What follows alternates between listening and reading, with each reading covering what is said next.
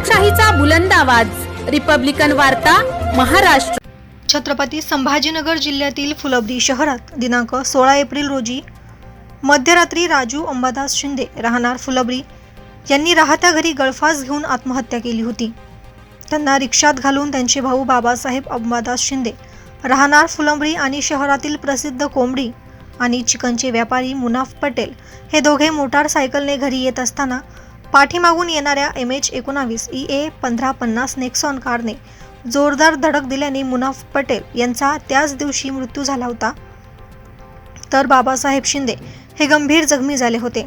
मागील 10 दिवसांपासून दवाखान्यात मृत्यूशी ते झुंज देत होते, मात्र आज त्यांची प्राणज्योत मावळली।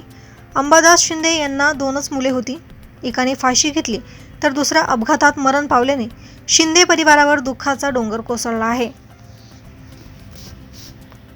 रिपब्लिकन वार्ता वृत्तवाहिनीसाठी Aurangabad Marathwada उपसंपादक Akbar Shah. Subscribe now and press the bell icon. Never miss an update.